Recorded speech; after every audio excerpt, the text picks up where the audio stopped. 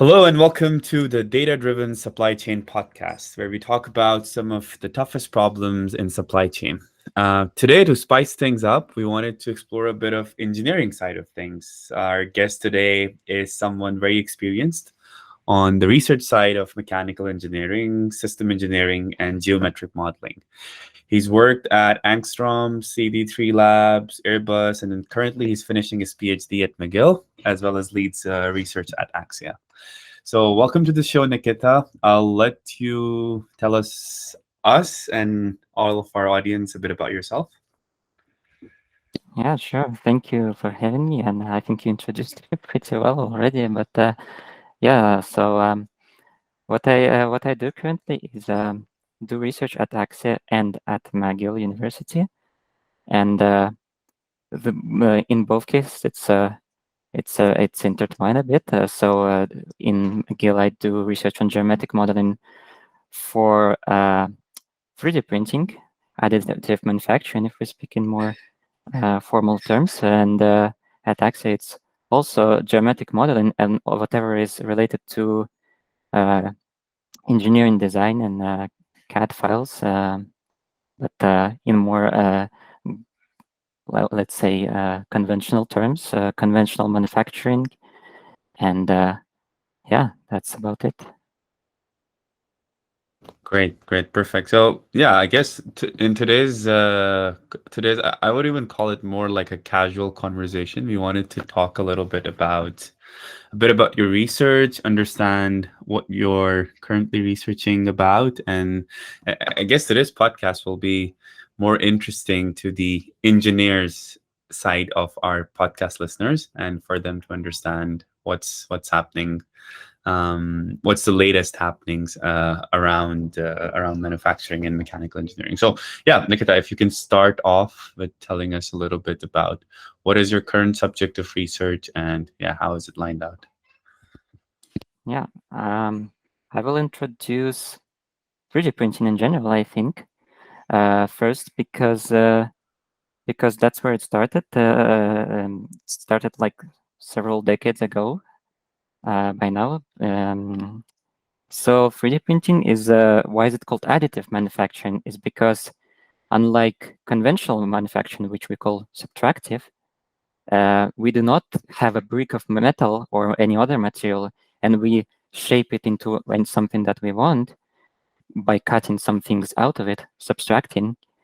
Here we actually add material. That's why it's called additive manufacturing. So we have nothing at the beginning, and then we build up something from nothing. Well, not from nothing. Nothing. The material is kind of getting into by different means, but that's just a technicality. So yeah, and that kind of process, it allowed us. It increased our design freedom quite a lot because we can finally add something and not subtract and still get something that we need, because by subtracting there is so much you can do with subtracting, but it's still limited. And an example of that would be a lattice structure, for example. What it is essentially it's a foam. You can imagine it as a foam, but not necessarily made of some foam material. Not necessarily. It could be a metal foam. It could be a composite material. It could be pretty much anything that you can use for 3D printing, plastic usually. But yeah, that's one thing that we can manufacture with 3D printing, and this is something that's previously was done with very, I would say, luxurious and extreme manufacturing methods, but not anymore. Yeah, Because we can just basically build up a thing from on a plate, pretty much. that's pretty interesting because what you're saying here is that the additive manufacturing compared to subtractive manufacturing kind of opens up a bunch of possibility.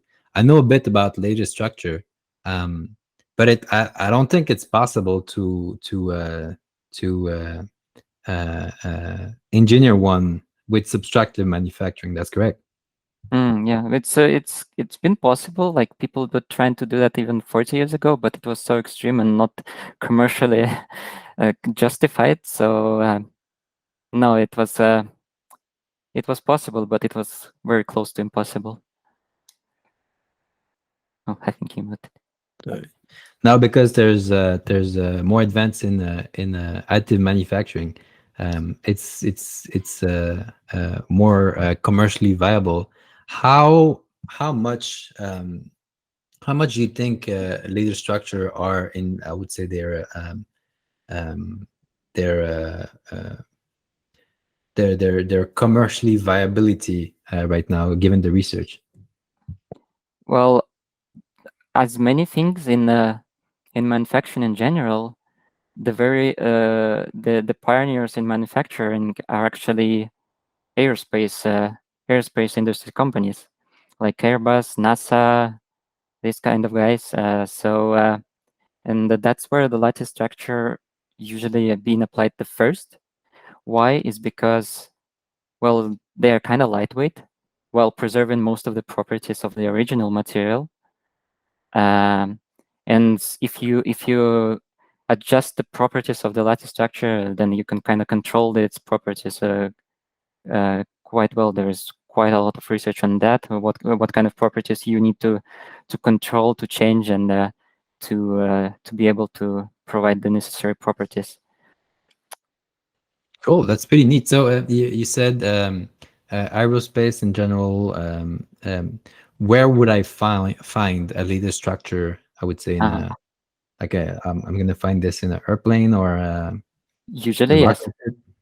Turbine blades, for example. Also, they are applied. Lightweight is only one of the properties that lattice structures can provide.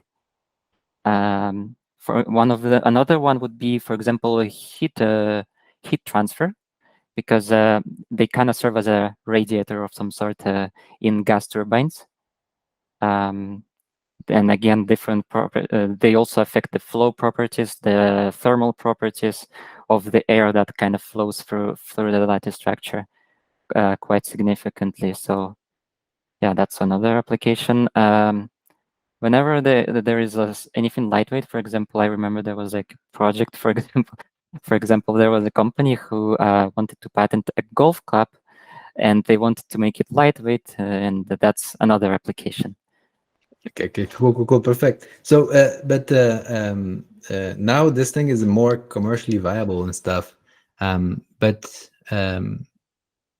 since like additive manufacturing, it's kind of fairly, it's still a bit in its infancy. It's starting to pick up and be more commercially reliable and stuff.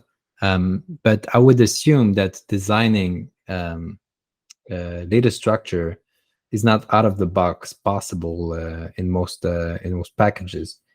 So I think one of your point in your research is just this, like how can we design a data structure and set up a framework around that? Can you talk to us a bit more about it? Yeah, exactly. Because that's precisely the issue. Most of the software tools that deal with geometric modeling of any engineering parts or assemblies, they've been developed at least 30, 20 years ago, and they've been in reality where subtractive manufacturing was dominating, and they didn't care that, well, something could be made with additive manufacturing, and they just didn't adjust to that kind of process. So the result is that they don't have too much tools for such simple things as, for example, patterning. And lattice structure is essentially a pattern of a repeatable pattern of porous unit cells, pretty much. That could be patterned like in all three directions. So yeah, even though some of these tools kind of provide the possibility to pattern, still the pattern will be heavily homogeneous. What I mean by that is every single unit cell of that lattice would be precisely the same as the original one, and there is no way to control that change in any direction. Right. And the lattice structure by default are I think I read one of your paper about like biologically inspired lattice structure, because it's not something that we've initially invented. It's something that you like. It's kind of a building blocks of how things can be built, and organism naturally come up with them because they kind of work, right? Yeah. So yeah, I would understand that CAD software will not have this built in out of the box, because it's much easier to say like, hey, from this point to this point, let's have a line with this thickness, than to say like, hey, from this point to this point, let's like generatively set up a very organic set of structure that will hold this thing in place with this property. It seems more of like an optimization problem than a geometric like modeling problem. Yeah. Cool. So also about a little bit of bio-inspired lattice structure is the funny thing that lattice structures are in general bio-inspired by themselves. Just because people came up with that when they were looking at human bones under the microscope, I would imagine, or well, at many things. If you look at under the microscope, we will see a lattice structure, pretty much. So, and among other things, that would be some biological organism. Yeah. Sorry, I think Ahmad, you wanted to ask a question, but I'm very interested into this because I studied anatomy and cell biology for like a long while, and I've seen them. Like I've seen them in like different type of tissues. Bone, you've named it, and like it's very porous when you look at it. But it's solid, right? But it needs to be porous for some reasons, and there's a lot of places in the body and the way it's set up that you need that sort of structure. When you look even inside a cell, um, um, uh, uh, the the kind of skeleton of the, because the cell is not just like a blob, right? There's kind of a skeleton that can build and get debuilt within itself, and it's yet again a later structure. And it's the way that you can save as much as energy, because you don't need to like fill it up completely. You can keep it porous, and it keeps the right property. It's kind of the most cost efficient way to set up the structure to do whatever you need. If it's moving, if it's like setting up the form of the cell. um, cool. Sorry for that. No, that was Uh, a good input. Yes. Definitely. I again, I'm sort of very interested in the as I've sort of done some research before this about 3D printed lattice structures. I want to know, Nikita, from you, like in terms of like cost implications, how do you see it? Is it more expensive to have things designed with additive manufacturing compared to the more traditional, or do you see it getting into mainstream? Because one of the major sort of like argument you hear is like it's expensive, and it requires it requires you to have very precise engineering in place. So yeah, tell us a bit about the costs. Yeah, definitely. 3D printing in general is not for mass production just yet. But what it's good for, first of all, is for rapid prototyping, because if you have something in mind, then you can have it printed by tomorrow, usually. That's one thing. Another thing is you can, if the financial capabilities allow, you can do some serial production of some stuff of the lattice structure. No massive production yet, but still, it's pretty good already. And now we actually see that the 3D printing becomes more commercially available, even to not even to manufacturers. I mean, somebody can just go and buy a 3D printer and put it at home, and they even make the software to control that 3D printer open source, which makes it even more available to the people. So yeah. Awesome. Awesome. And Nikita, like personally, which application of 3D printed lattice structures are you most looking forward to? Like which of I know that it has a lot of applications, from like you mentioned a few as well. I know medical implants, and there's a lot of stuff that it gets used for, but which is the one, or which are a few that you are super excited about in terms of practical applications? Oh, that's a good question. I think I would more. I'm looking forward to see lattice structure in day-to-day life. so to say. So if one day I see a table or a chair made with lattice structures, then I see that yeah, these things finally become commercially available to everyone, and that would be pretty awesome. Because for now, mostly, as I said, like aerospace guys with big budgets can afford that kind of thing. But we know from the experience that whatever the airspace guys are doing is usually becoming more and more available in later years. Like first, then there's going to be automotive industry adopting this, then the conventional manufacturing industry, and then it's everywhere. Cool, pretty cool. And like if you think conceptually about it, right? We have kind of the technology, which is like we don't have to do it subtractively. We can do it like additively, which make more sense in setting up these more organic structures. But then, what do you think is the bottleneck? Is it like the production of that at like a larger scale, or really is it about like setting up the software so that we can, with the existing tool, 3D print this thing properly? Because like technically 3D printing, you have the voxel where you're doing the stuff. You can make this thing move in any direction, right? So within the space, we need to set up this structure. In my sense, the bottleneck might be more into the software than actually like the engineering of the putting the additive one. What do you think? Yeah, definitely. We actually at the situation when there is a gap between the design freedom and the manufacturing freedom, and the situation currently is that the manufacturing freedom is developed more than the design freedom. So it doesn't mean that everything that is designed could be manufactured. No, still with additive manufacturing, there are limitations to what can be manufactured. To the size of the thing that could be manufactured, for example, you cannot print on the thin air, unfortunately, not yet. But there are some quite a lot of limitations from the software side, and as an example of that,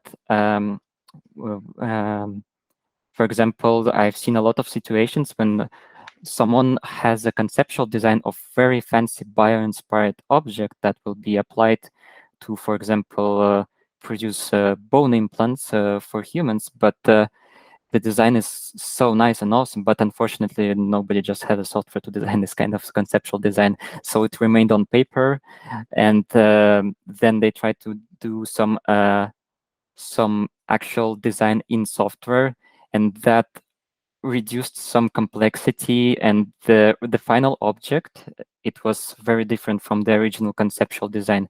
So it also takes a lot of time from the conceptual designers, from engineers, just to come up what would be the final design from the conceptual design, just because Right. the software cannot just give you the whatever you have in the conceptual design. Yeah, but that's pretty interesting, because I think one of I think the third part of your research is really to like bridge that gap and have the technical software in order to design that structure so that you can do the whole thing. From my like understanding, for a specific application, you don't need like a set lattice structure. I would say a very fixed way of doing it. It's more of like a generative process where you have some parameter that you have to respect, and then the lattice structure get generated that fit this thing. Because whether like it has this difference or this difference, it may be like balance itself out, which do exactly the same thing. Can you walk us through a bit, like how the hell are you going to develop a software to do something so organic that doesn't necessarily apply like, hey, I'm going to put this point to this point, this point to this point, and this is how we're going to set up? Yeah, sure. First of all, I'm not alone in doing that research, and there are even commercially available softwares that can design lattice structures. Still, what I focus on is slightly different. First of all, every geometric object can be described with, well, with math pretty much. So for everything, you can come up with an equation that describes the geometry of that object, and that is something that I was applying when designing the framework for my method to design lattice structures, and even more so, I kind of split the geometric functions of lattice structure, like of a single unit cell, and the geometric function that describes how the properties change in different directions. So by doing so, I kind of reduced the complexity of the whole process. Because every unit cell, it has some like different sets of parameters that it needs to have to be defined, and these parameters can be controlled by another mathematical function pretty much, and yeah, that reduces the complexity, and that also allows us to have more design freedom and be able to design more things that are commonly would be not possible to be designed. Cool, cool. That makes a lot of sense. And then the follow-up question is, how do you set these parameters for these functions in order to do whatever design that you want? What would be the process here? I think there's many ways of going about it, but how did you do it? Yeah. Well, there's quite a lot of parameters. Most of them are geometric parameters. So, for example, in lattice structure, if it's made of unit cells, then it's going to be, for example, the size of that unit cell. So it could be like it could be a cube of like, let's say 10 millimeters in size, or in some cases it could be not a cube. It could be a small cylinder. It's also fine. Which can be parted in some weird way. So the shape and the size of the unit cells are like one example of the parameters. Another parameter would be thickness of of lattice structure, or usually sometimes people just set it as a porosity of that lattice structure. So it's like a percentage, how much of that volume is actually filled with material rather than air. But those two parameters are kind of relate to each other. So yeah, those are mostly the geometric parameters. However, what I found also is that some of the lattice structures, they have some other parameters which affect how this which affect the shape of the unit cell itself. So for example, as an example, what can be an example? Well, you can imagine a triangle at which we can iteratively, at one vertex, we can put an extra edge, and that makes it now it makes it a polygon with 4 sides, and we can iteratively increase the size of that extra edge until it's square. So that's an example of what we can do a little bit of extra here. Yeah. Cool, perfect. That's pretty neat, Nikita. And how far along are you with this software? Yeah, it's well, the software prototype, I would say, is pretty much ready. The thing I want to still focus on is how do different unit cells are connecting with each other, in particular if they are different, which can be in some cases impossible, but in some cases why not?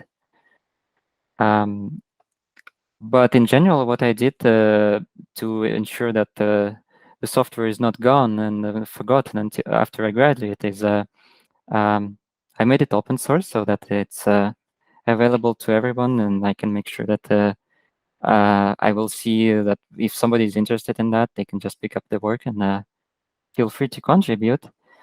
Another thing is the software is using most of the some of the other open source things, which are also heavily supported by the open source community.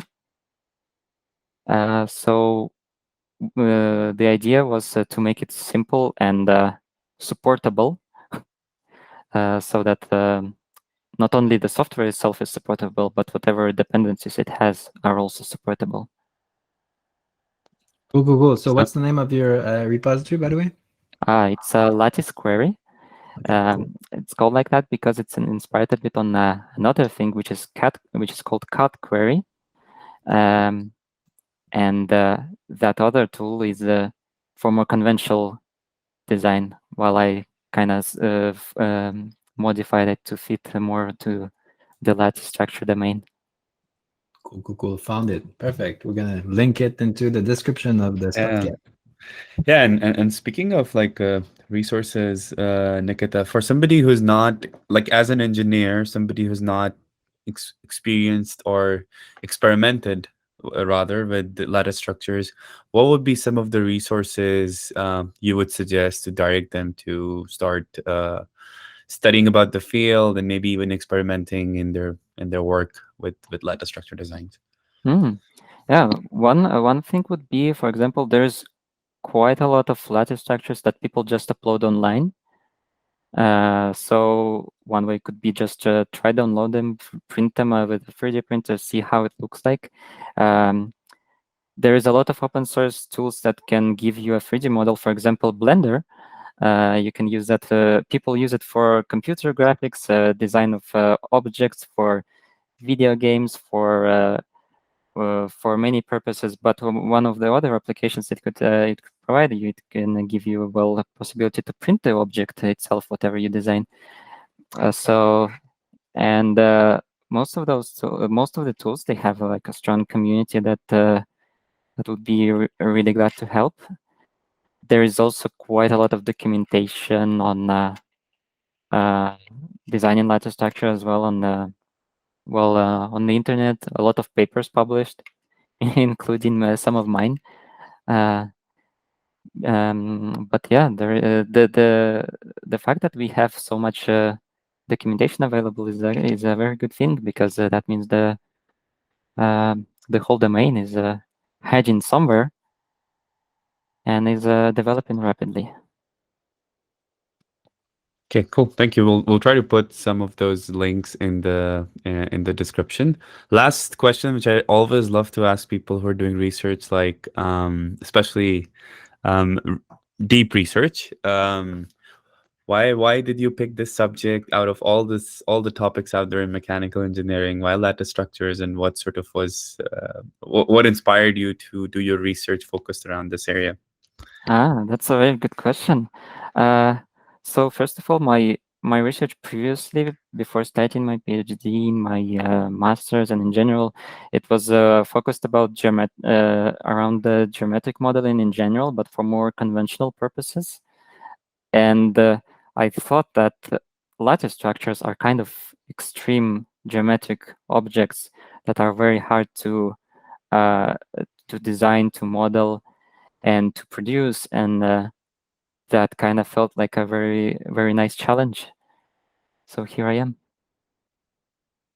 Cool. Perfect. Thank you, Nikita, so much. We appreciate you sharing all the nuggets of wisdom. I'm quite sure that the engineering fan base of our podcast must have thoroughly enjoyed our conversation. And hopefully the procurement folks have a newfound respect for everybody in the engineering. So yeah, if you have any questions, don't hesitate to reach out to us or to Nikita directly. I guess he's more active on LinkedIn, and we're going to share some of his work and links for you all to chat with him. And yeah, that will be all from our side for today. We have a surprise guest appearance next week, so stay tuned and hit subscribe to get all the updates as soon as we release another episode. And that's all, folks. Have a great day. Thank you. Thank you for having me.